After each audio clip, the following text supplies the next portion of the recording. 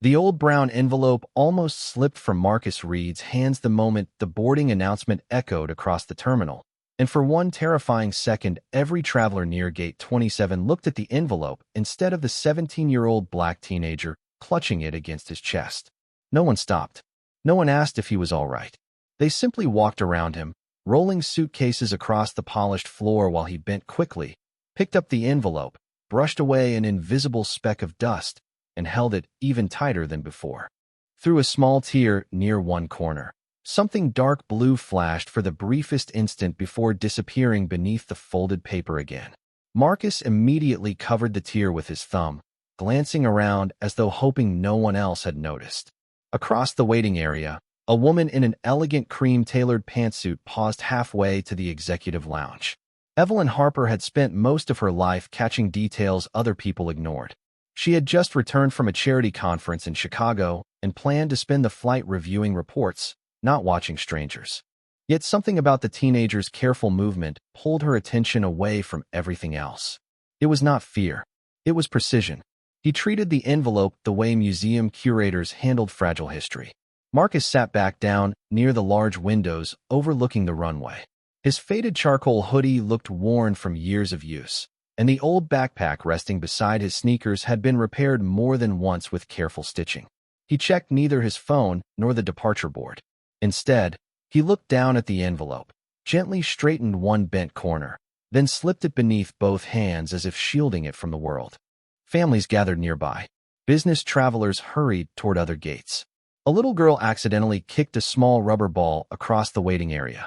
It bounced gently against Marcus's shoe. He smiled, picked it up, and rolled it back without saying a word.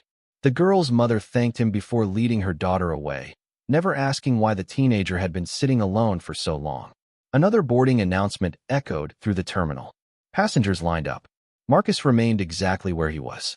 Evelyn frowned slightly. Every flight leaving from Gate 27 had already boarded except one delayed departure scheduled hours later. Yet the teenager carried no boarding pass in his hand, made no move toward the airline counter, and never once looked impatient. He simply waited. A customer service agent passed by, recognized him with a polite nod, then continued walking without speaking. That brief exchange raised another question. Had he been there longer than everyone else? Evelyn quietly took a seat several rows away, pretending to read an email while watching through the reflection in the terminal glass. Marcus reached into his hoodie pocket and carefully removed a folded receipt. He compared a handwritten number on the receipt with something printed beneath the flap of the envelope, then folded the paper again with deliberate care. Before he could slide it away, a sudden gust from the automatic entrance lifted the damaged corner of the envelope. This time the tear opened wider.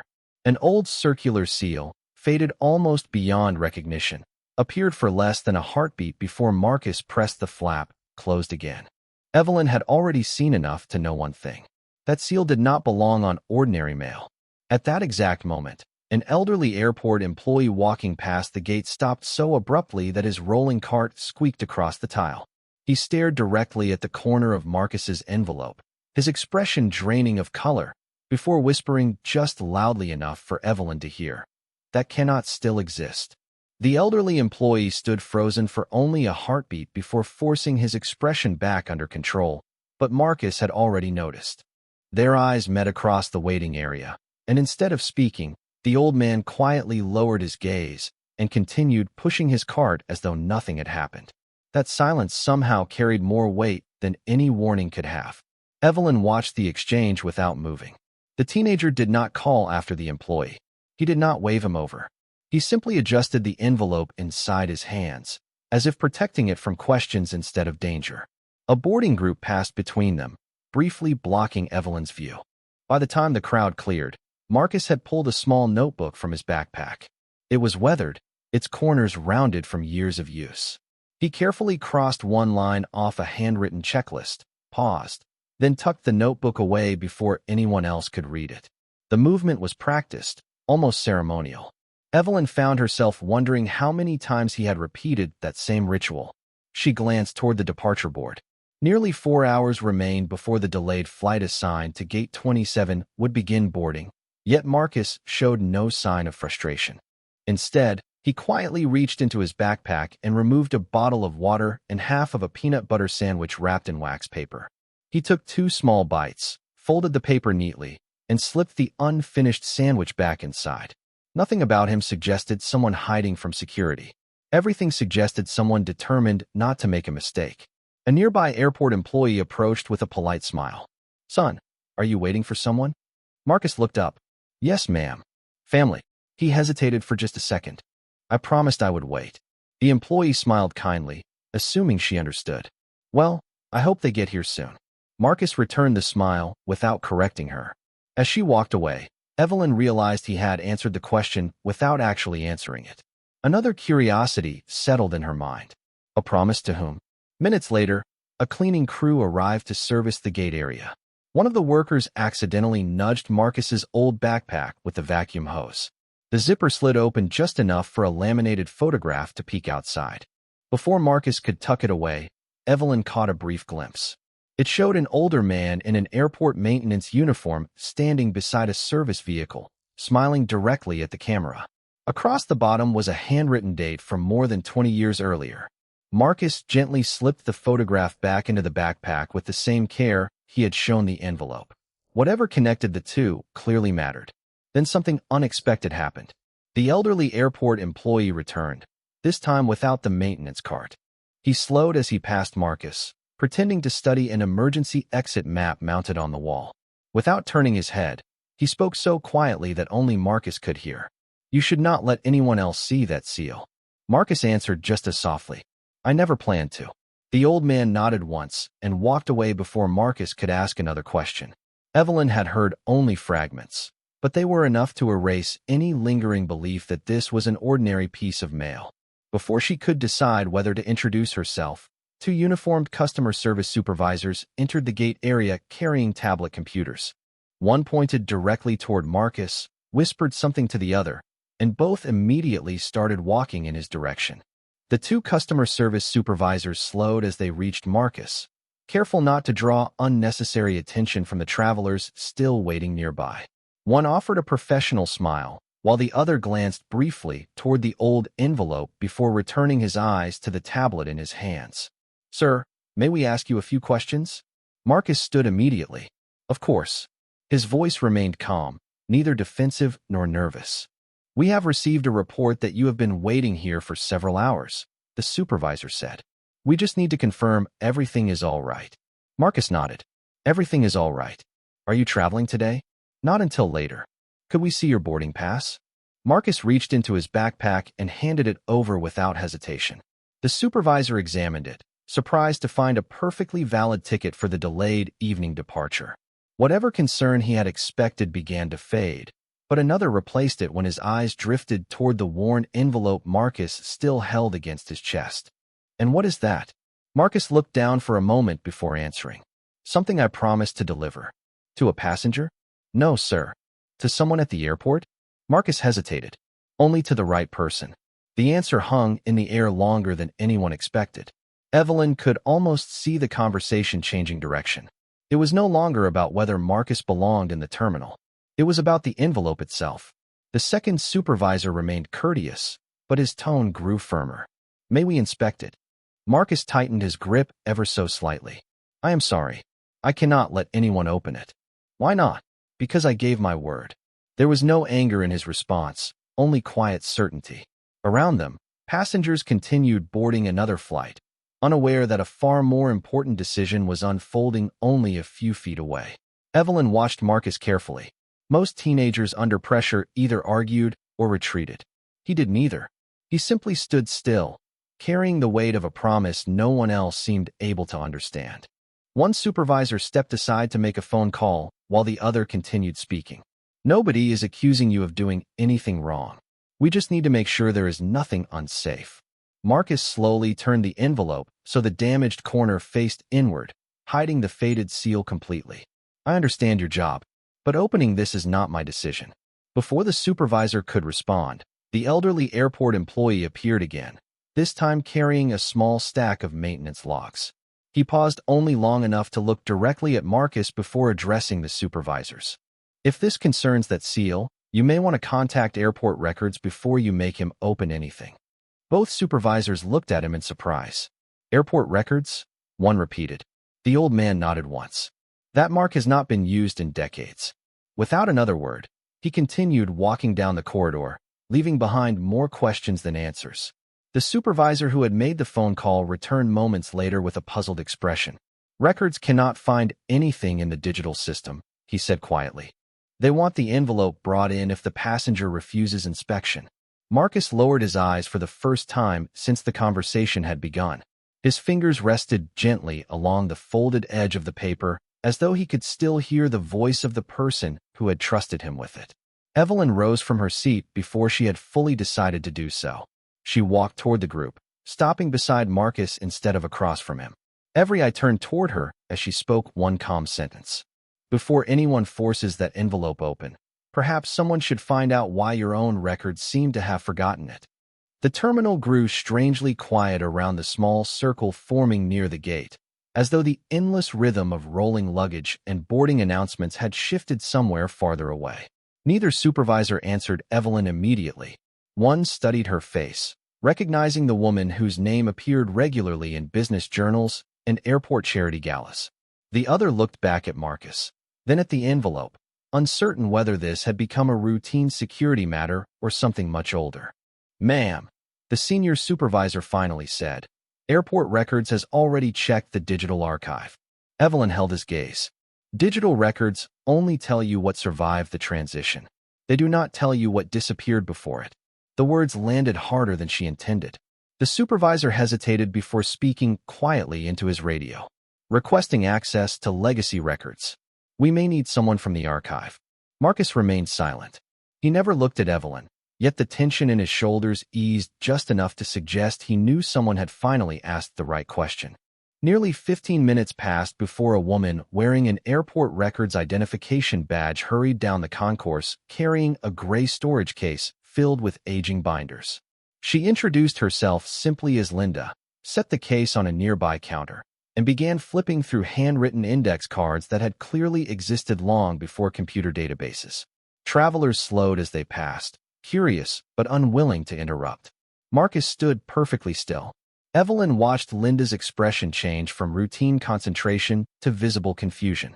"That cannot be right," she murmured. She checked another binder, then another. Finally, she looked toward Marcus. "Can I see just the outside of the envelope?" "I will not touch it." Marcus considered her request before carefully turning the envelope so only its front remained visible. Linda leaned closer without crossing the invisible line he had drawn, her eyes fixed on the faded circular seal peeking through the torn corner. She inhaled sharply. "I have only seen that mark once." Every person around her waited. "Where?" Evelyn asked. Linda opened one of the binders and slowly turned several yellowed pages until she found a reference number written in blue fountain pen. Beside it was a note, "Deliver only in person." She looked back at Marcus with genuine disbelief. That exact instruction. The supervisors exchanged uneasy glances. One asked, "Who was it supposed to be delivered to?" Linda shook her head. "The recipient page is gone." She turned another page. The following sheet had been torn cleanly from the binder decades earlier.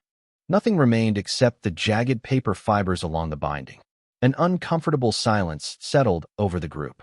Marcus looked at the missing page for only a moment before lowering his eyes. It was almost as though he had expected this. Evelyn noticed something else. The reference number in the binder matched the handwritten number she had briefly seen on the folded receipt Marcus carried. Before she could mention it, Linda carefully removed a slim file tucked behind the damaged record. Dust drifted into the light as she opened it. Inside lay a faded maintenance routing slip stamped more than 20 years earlier. At the bottom, someone had written in bold blue ink, "Do not transfer to digital archive." Linda stared at the note, then whispered, "Someone wanted this to stay hidden." The supervisors no longer looked at Marcus with suspicion. They looked at the records themselves. One quietly lowered his radio. The other stepped away to call airport administration instead of security. Evelyn realized the entire direction of the afternoon had changed. This was no longer an investigation into a teenager refusing to surrender an envelope. It had become an investigation into why an airport had forgotten part of its own history. Then Linda turned over the final sheet inside the file, and a single handwritten name appeared across the back. She froze before slowly looking up at Evelyn, her face drained of color. "I think this was meant for your family." No one spoke for several long seconds. The words seemed to settle over the terminal more heavily than the constant roar of aircraft outside the windows.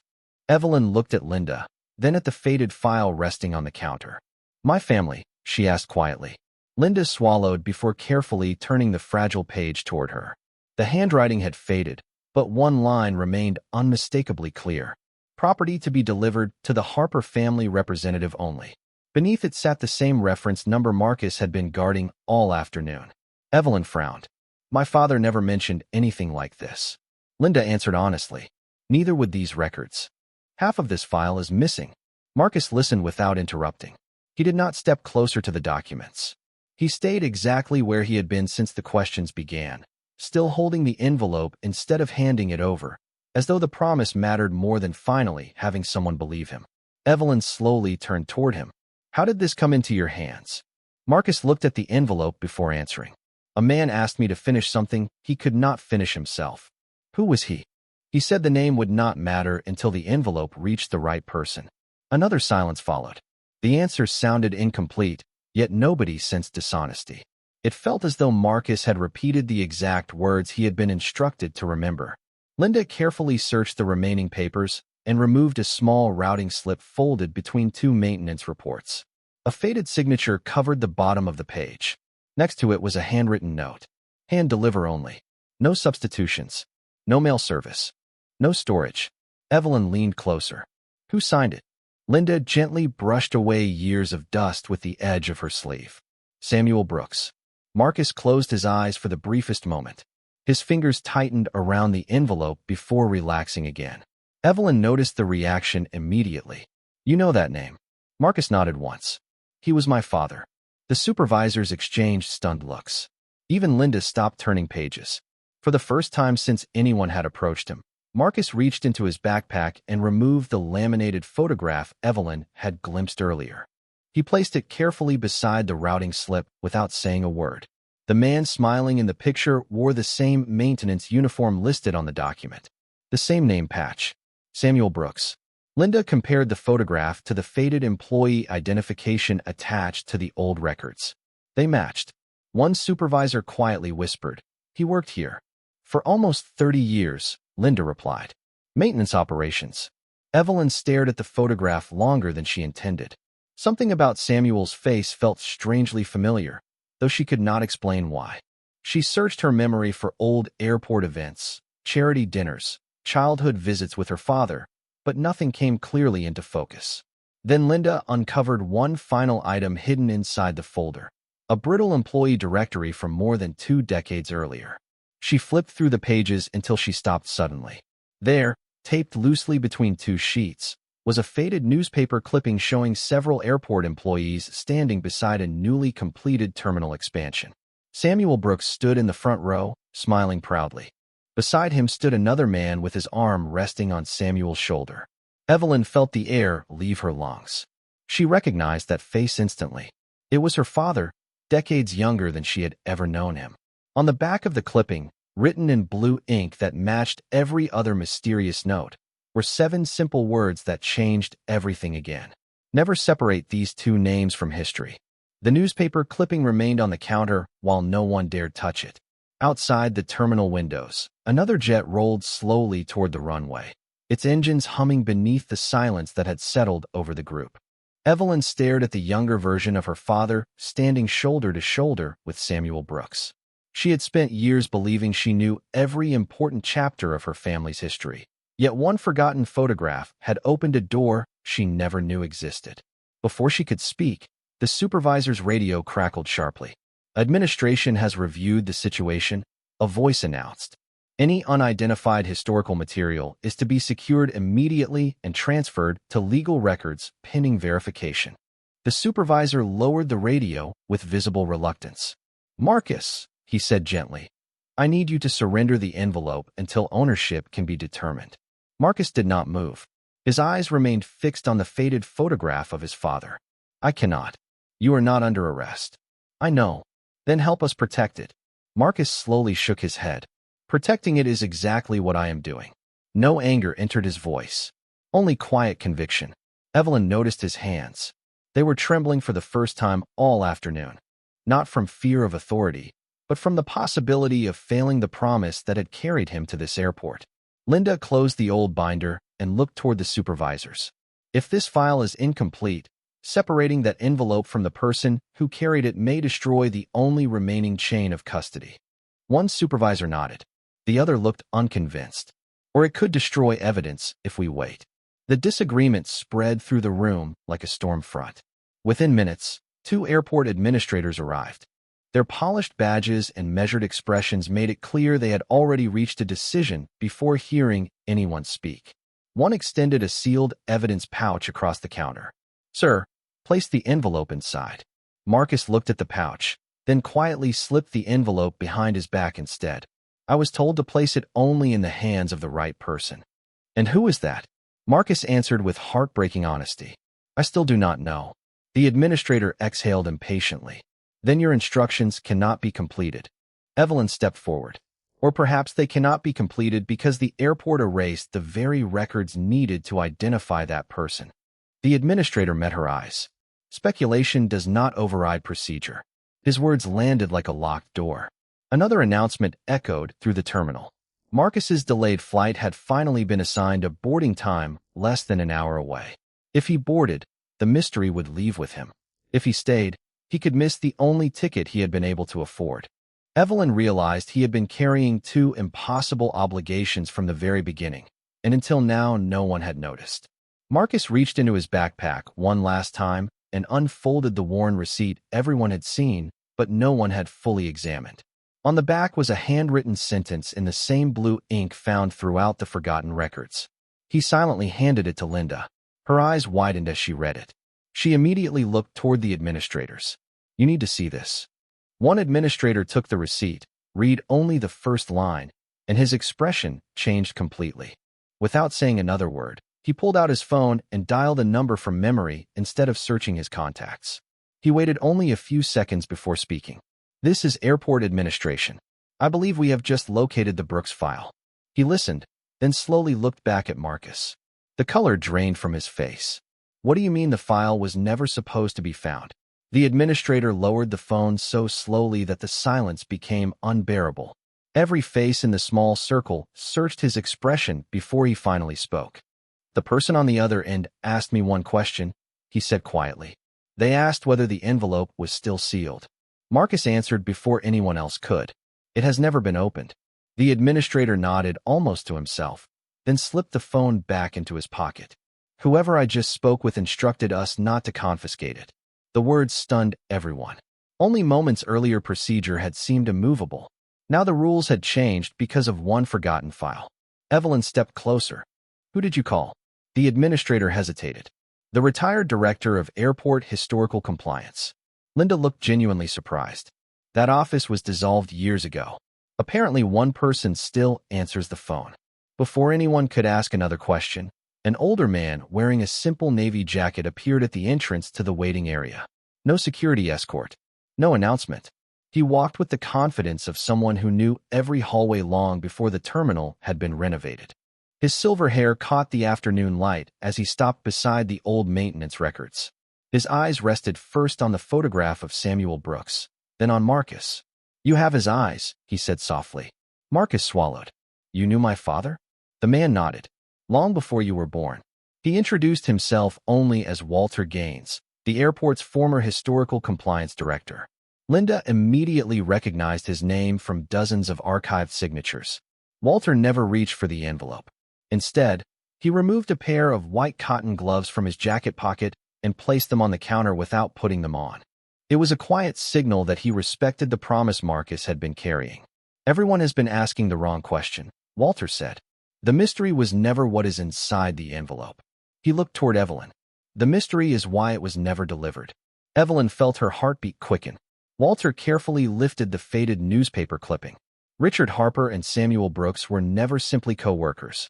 He turned the photograph over, revealing a second handwritten note almost invisible beneath decades of discoloration.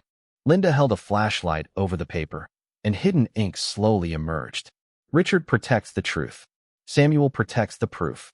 Deliver only when both can finally be honored. Evelyn stared at her father's name, unable to speak. Everything she had believed about the missing records shifted at once. This had not been an abandoned document. It had been intentionally preserved outside the system. Walter looked directly at Marcus. Your father came to me 22 years ago. He said that if anything ever happened to him before this reached its destination, someone in his family would finish the journey. Marcus lowered his eyes, remembering the stranger who had entrusted him with the envelope only weeks earlier. The man who gave this to me said he had promised my father. Walter smiled sadly. Then he kept his word. The supervisors no longer saw Marcus as a teenager refusing instructions. They stood silently before someone completing a promise that had outlived careers, buildings, and even lives. Evelyn slowly turned toward Marcus. For the first time that day, she understood that he had never been protecting paper. He had been protecting trust itself. Walter finally faced both of them. The envelope cannot be opened here. Everyone looked at him in surprise. Why not? Evelyn asked. Walter's voice grew almost reverent. Because the person it was truly meant for is still alive. Every sound inside the terminal seemed to disappear as Walter reached into his jacket, unfolded a worn address card that had been kept for decades, and whispered, "If we leave now, we may still reach him before sunset." Walter led them through a quiet employee corridor instead of the crowded terminal, the old address card resting carefully in his hand as though it carried its own history. No one questioned him anymore. Even the airport administrators followed without argument. Marcus walked beside Evelyn, still holding the worn envelope against his chest. For the first time since they had met, she noticed he was no longer protecting it from the people around him. He was protecting it for the person waiting at the end of the journey. They reached a modest office tucked behind the original maintenance wing, a part of the airport untouched by the sleek renovations surrounding it. A small brass nameplate remained beside the door, faded by decades of sunlight. Walter knocked softly before opening it. Inside, an elderly man slowly rose from behind a wooden desk cluttered with old airport photographs and neatly stacked binders. His movements were careful, but his eyes remained remarkably clear. When he looked at Marcus, they immediately drifted to the envelope. He stopped breathing for a moment. "After all these years," he whispered. Marcus stepped forward without speaking. He extended both hands, offering the envelope, but never releasing it until the older man placed both of his own hands beneath it. Only then did Marcus let go. The room fell silent.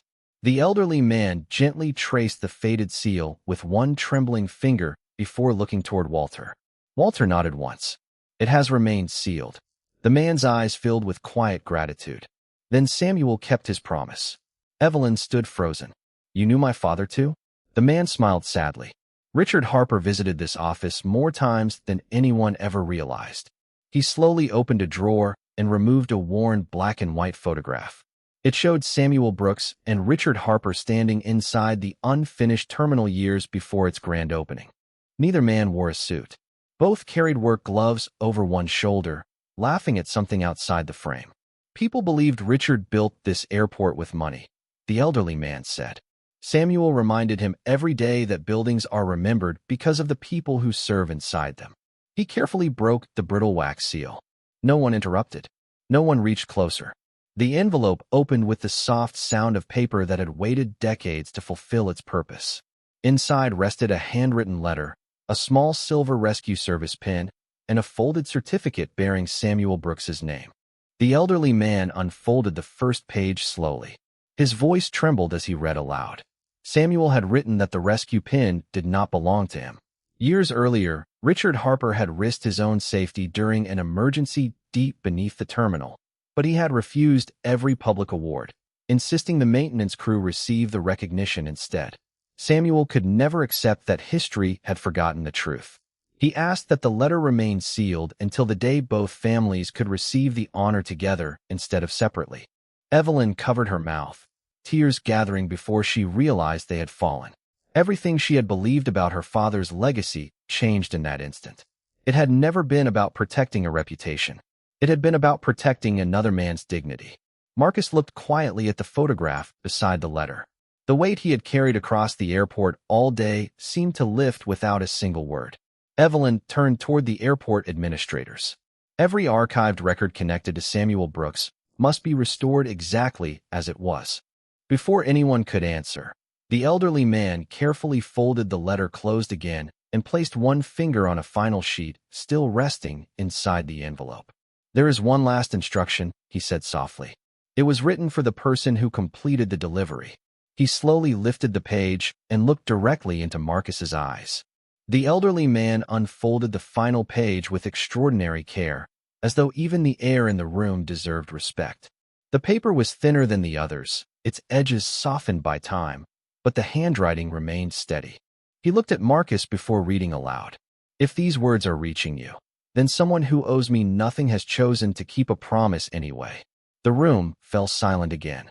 Marcus lowered his eyes, listening as though his father had somehow found a way to speak across the years. "To the one who carried this," the letter continued, "do not remember me because I worked here. Remember me because I trusted you to finish what I could not." Marcus closed his eyes for a brief moment, and when he opened them again, the weight he had carried since entering the airport no longer seemed to rest on his shoulders alone. Walter quietly removed his glasses. Linda wiped away a tear before anyone could notice. Even the airport administrators stood without interrupting, no longer representing policies, but simply witnessing history finally arriving where it belonged. Evelyn stepped toward the desk and gently picked up the old photograph showing her father beside Samuel Brooks. She studied the image for a long time before placing it next to the silver rescue pin instead of keeping it for herself. "These stay together," she said softly. "They always should have."